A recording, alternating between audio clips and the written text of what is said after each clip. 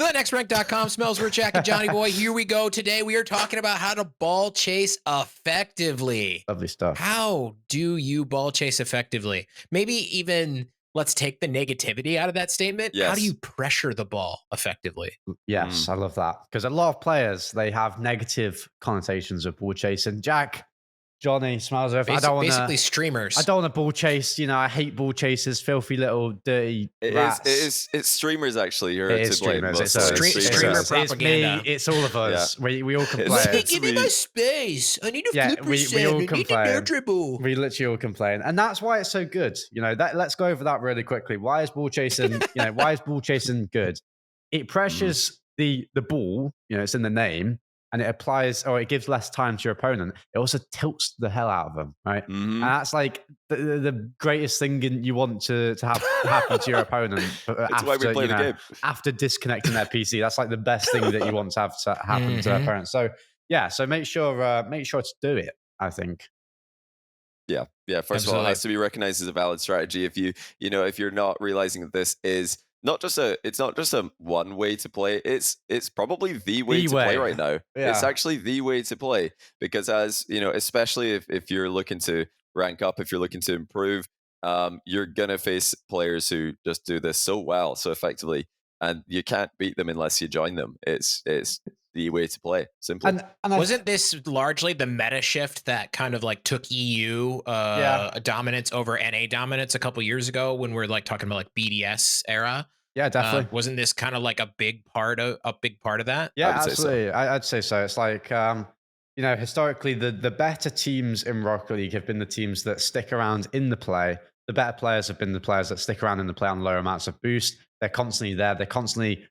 They're just doing something. They're not leaving a ton of space. Like, okay, we've used our 20 seconds to attack. Fall back, boys. We've got the next 40 seconds. We might get a chance again. Right.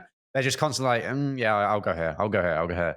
And finding that pattern is very important. Now, I want to, kind of emphasize the fact that just because we're, teaching you how to ball chase effectively, it doesn't mean that you have to be an aggressive player. I think that those are two different things. I think you can ball chase and still have defensive tendencies.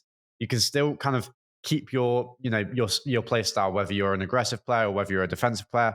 You can ball chase in between and match it to your defensive or offensive tendencies. A lot of the time, I like to ball chase and then throw in a lot of fake challenges. That's a defensive thing, which will get you possession because they're scared of the ball chase. So it's not always aggressive, Johnny, I think, right? Yeah, it's adaptable. There's so many different ways that you can use this. Like you said, you can use your ball chasing as your your main way to challenge as your kind of your default mode. But you can also use it as like the complementary mode. But the reason it's the meta right now, the way to play is just to ball chase, is because you've got to keep your opponent on edge. And even players, if you ever watch one of these series, I've seen a bunch of different Rocket League YouTubers do this, where they're playing through the ranks, and they're just showing how easy it is for them to rank up. Now, the consistent thing that you'll see is they'll try and a very common one is look how high I can get with no mechanics, and Right. look how little I can do, and I'm still outplaying my opponent. And one of the things that they'll do a lot is fake challenges, and not really force the issue. But when you get to a certain point, you'll start noticing, okay, even those people in those challenges, trying to rank up quickly, will say, yeah, I'm just going to challenge because they're not going to expect it here. Like, even if you're fully going for fake challenge main, there's going to be a point where it just becomes so likely that a ball chase challenge will work, a rush challenge will work, that you just have to do it, or you're leaving like possession on the table. Yep. Yeah. And I think, go on. Go ahead. You please. I was going to say the number one thing I think that like makes ball chasing ineffective is if you turn into a slobbering dog, Absolutely, like yeah. I often do. If you get the bloodlust, Yeah, absolutely. if you get the bloodlust and all you want is to kill, then suddenly you're really predictable. Yes. And so it's just like offense. You want to mix things up. You want to take Exactly. those challenges. You want to keep people on the edge of your seat. You want to sign up for the Next Ranks Oh, newsletter. So yeah. when they send out an email about how to condition your opponents, and do a full video on how to condition your opponents, you apply that same thing to ball chasing, Yeah. which was our lowest viewed video, by the way, you guys. Terrible. Yeah, it's like, I understand it's like, feeding you vegetables as opposed to like, potato chips or candy, but you should still watch it. You should still watch it. It's a good point, and you can kind of use that point for anything with ball chasing. It's like, this isn't a style you just do. Okay, today I'm going to try and condition my opponents. Tomorrow I'll ball chase. That's not, they're interlinked, right? So I absolutely agree. I recommend watching that video, not even just to get us views. I genuinely think it's a good video, a very good tactic to learn, especially if you're combining it with ball chasing. And it was exactly what I was going to say. You took the words out of my mouth, Smellsworth. I was going to say, you car chase. You don't ball chase, you car chase, right? True. You just chase the opponents, yeah. But bit of both, probably. But both, I like it. Mixing it up, and mixing it up is very is what you have to do, right? People who ball chase and then come into my Twitch chat and go, Jack, why is it when my opponents ball chase, they just win all the time and it tilts me, but when I ball chase, they just flick it over me? They're like, I'm just getting unlucky. I'm like, okay, maybe you are, but I don't think you will be, right? Like, probably not. You have to choose it in certain situations. Ball chasing doesn't mean going for the ball over and over constantly. It just means at least getting close and forcing something out. You're just making the opponent awkward.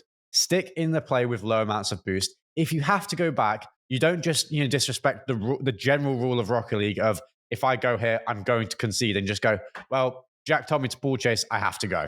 That's not how it works. If you clearly see something that's going to happen and you just can't ball chase, then don't. Just stick in the play, grab a couple of pads, 30 boost, 20 boost, get close to the ball and force something out, helping your team or helping yourself around you. It's not always just about challenging. It's about mixing it up as well, I think. It's about angles as well, because, a good ball chaser is someone who can effectively, get close to the ball, challenge the ball, and catch the opponent off guard and get reactions like, oh, this person's such a ball chaser, because the person on the ball is so annoyed that they didn't get to pull off the move that they were planning in offense. Everybody wants to make their cool attacking moves. Now, if you're ball chasing well, you're approaching from angles that the opponent didn't expect. You're hiding yourself behind the ball. If they're ball carrying, you want to hide yourself behind the ball while you're approaching. If you want a good illustration of that, if that's something you're not familiar with, just save a replay, take a look at your opponent's POV when they're dribbling and you're challenging them, and you can see, okay, actually on that one I was hidden behind the ball, and this one I wasn't. I thought I was. In fact, he could see me. So try and hide your approach, disguise your approach, and your challenges are going to be more likely to how do you work. do that? Do you just want to be on a straight line, like cutting straight through the ball towards your opponent? Is that how it is? Generally, because if they've got ball cam off, which most players will when they're dribbling, then their camera is going to be looking straight forward. And if the ball is on the front of their car, that means that they can't see what's immediately in front of them. So if you can come from that side, then they're not going to see you. Definitely. If they've got the ball slightly to the right, then they won't be able to see past the ball in that direction. So the only exception to this is if somebody's dribbling the ball more laterally along the field. Yeah. Some players, especially high-rated players, will leave ball cam on when they do that. So you might think, hey, they can't see me because the ball is between them and me. But actually, they've got ball cam on, so they can see over the ball, and they would see you in that instance. So yeah, look out for cases where the opponent is coming at you with the ball on their head. Because then you can just get behind the ball and disguise your challenge. Doesn't really work so well when they're bounce dribbling, though. It works on rolling ball dribbles and ball carries. Bounce dribbling, they can see under the ball. So again, maybe not the most disguised challenge if you pick that one to try and hide behind. I want you both to choose a role model of for a popular player, they're a pro or a streamer, whatever. And each of you choose one role model that people could look at to see who does pressure the ball effectively, doesn't overextend very much, is in position a lot to make challenges, etc. And I want you guys to message me them individually, and I kind of feel like you might choose the same player. Maybe. I'm not sure. I don't know if we will, actually. I don't know if we will, but let's. There's a lot of players in the world. If we choose this same player, it's quite cool. But there are a lot of players. Do we have to do one, or shall we do three and see if we can get some overlap? I've got a few. Yeah, that's great. Okay. Let's do that. Oh God, hang on. You've put me on the spot now. I need to think of two more. Do your top three. three. As many as you want. There's Yeah, there's quite a few. I mean, are we talking to Jack? Are we talking 1v1 here, or are we talking I'd say just Rocket 3v3? League. Just let's. Yeah, Rocket League Yeah. generally. Rocket League in general. Okay. Okay. Let me think. I need to. I've got 2 that were pretty immediate. I'm gonna chuck in another one as well. Yeah, I've got my 3. Yeah, hang on. I've got 3 here that I think are all pretty good role models when it comes to ball chasing. I've sent them in. While Jack's thinking, I was also going to throw in that yeah, another good idea for your ball chasing. We're talking about 1v1 actually winning the ball.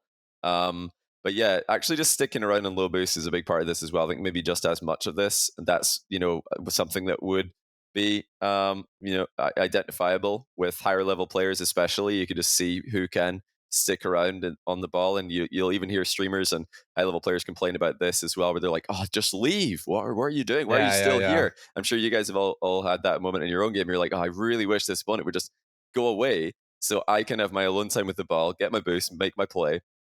Just sticking around on low boost, knowing when you can, annoy the opponent and actually be more effective by sticking around is great. And some of you are probably really annoyed when your teammate does this. You might be thinking, "I've got 100 boost. I want to go in and make a play on the ball. I can challenge. Why is my teammate who's on no boost, continually turning and going and going and going?"